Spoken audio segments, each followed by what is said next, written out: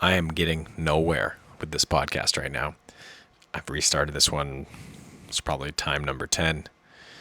And as I'm restarting, I just think one thing that would really help is if I had some kick-ass intro music, with some like quotes from previous podcasts dropped over it. Nice little beat. I think that'd be awesome. Second time I've talked about it, so maybe third time's a charm.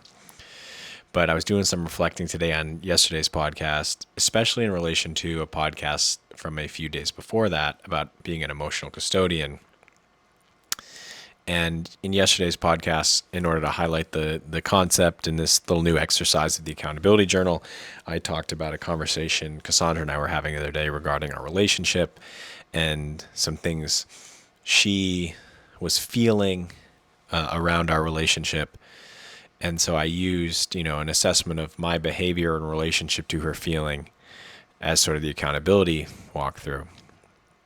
And a few days before that, I talked about this idea of the emotional custodian and really this idea that other people's emotional reactions, they're not ours to manage. And I think this is really important to kind of pause and say, the goal of avoiding being an emotional custodian is not to be apathetic. It's not for you to, at least in my opinion, for you to walk through life and say, I don't care what consequences or impact my actions have. And I don't mean consequences in the sense of punishment. I mean consequences in the sense that your actions, like throwing a pebble into water, I love that analogy, make a ripple. So the goal of this, emotional custodian discussion is not to go through life and be apathetic and say, I don't care what consequences my actions have. It's everybody else's problem to deal with that shit and how they feel about it. Instead, what I'm trying to say is, one, in most cases, maybe in all cases, if you continually try to manage or maintenance other people's emotional reactions, regardless of how you do or don't want to behave, there's a lot of pitfalls related to that. You can't control other people. You certainly can't control how they feel. And there's a couple options here when we dive down this road. One is you spend all your time changing how you act, maybe even doing things against your best interest in order to help somebody feel a certain way. The other side of this is if I go through life without any awareness of the consequence and impact of my actions, I might really burn a bridge with a relationship I care about. It doesn't even have to be something as serious like a partnership or marriage or an intimate relationship. It could be a really simple working relationship, basic teammate, team building. And so that is one of the things I think is the really important distinction here when we look at the accountability journal. Avoiding being an emotional custodian just means that you're not going to just manage and navigate your whole life by trying to make people feel a certain way for whatever reason. And at the same time, the accountability journal is just me understanding how am I acting? What are the impact of those actions? How do I want to act? Because again, especially in a relationship, if you go through with that apathetic approach, don't care how you feel or whatever, I'm just going to act this way. Like I said, you might cause some damage that you never paid attention to because you weren't concerned with the consequence of your actions at all. So I think this is just really understanding, one, hearing somebody out. What is their feeling? What is their emotion? And just taking a quick second to reflect on my actions in this situation without any desire or need to change things. And I think that's the importance of it and kind of what I was trying to get at, the middle road between the two. And hopefully, as you can tell from the fact that this is a challenging thing to talk about, it's going to be equally imperfect in application of life as a human being navigating the world around you. So maybe that gave some clarity. Maybe it was just further obfuscation. Who knows? The other thing I'll keep working on it.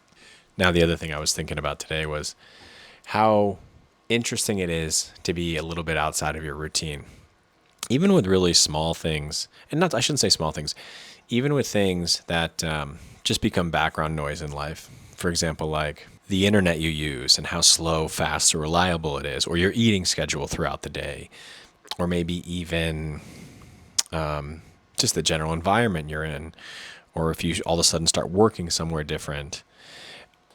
I think it is just so interesting how some of these little changes can really change your perspective on the day. For example, I was doing a little work remotely, and the internet I had was way less reliable and slower than I normally use. And it totally changed how I went about my entire day, which was actually a good thing because I was so worried about not being able to communicate in some meetings I had. I totally changed how I prepared. I changed how I articulated and shared in that meeting. I tried to be a lot more measured and paced and clear.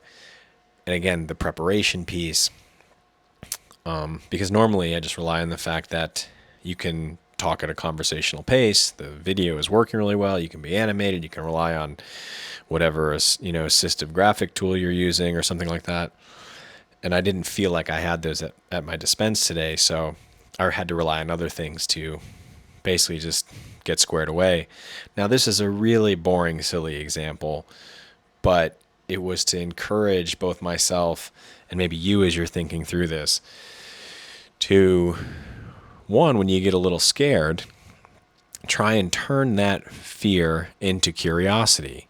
And two, there's a lot of value in taking yourself out of a routine every once in a while because, and this is funny because this is a CrossFit thing. In CrossFit, they talk about your fitness capability as failing at the margins of your experience. So if there's something at the margins of your experience you haven't trained or done, when confronted with it in real life, you're going to perform poorly at it. And like I said, where I think this matters a lot is just with these tiny, tiny, tiny, tiny little things that aren't little because they happen so often, but they're little because they're kind of like background noise. Like I said, it's like things like internet access, might even be, I don't know, where you sit and normally work at, or things like that, or a time zone schedule or something. It was just so interesting to me how it totally changed my perspective on the day and made me think of new ways to solve novel challenges.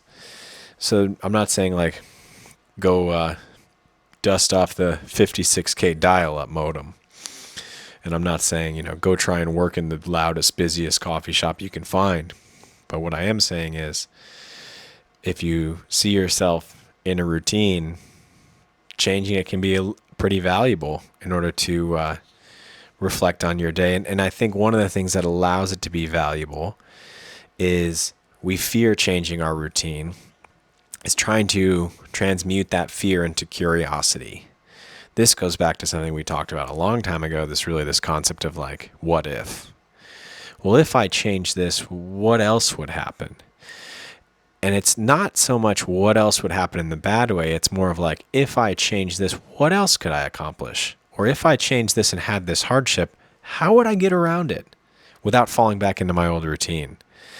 Because I think one of the things I learned today is that I rely too much on the technology, and I need to spend a little bit more time preparing and think about how to organize myself differently when presenting and working with others.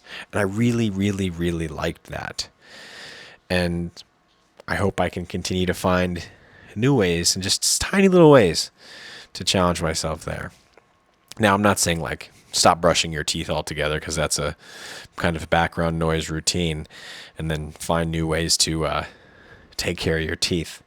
But I hope you get the idea. So that's where we're at, covering a ton of ground here. As far as the accountability journal goes, I'm landing on that. I think we're going to do it midweek. We're going to stick with it on Wednesdays. I also really like the idea of wrapping up the week with it, so I'm thinking about maybe doing it on a Sunday. And again, the goal of the accountability journal, we'll do this 2 times a week. We'll run it till we get sick of it, or until we feel like we've refined it enough. But it's just something that you pointed out externally and blamed. And then what are things that actions you took that could have contributed to this event? And then you're just going to look into kind of the converse is what actions, could I take to mitigate this? So excited to do that and share that and see where that goes. Back to our 10 minutes, and we'll see you tomorrow.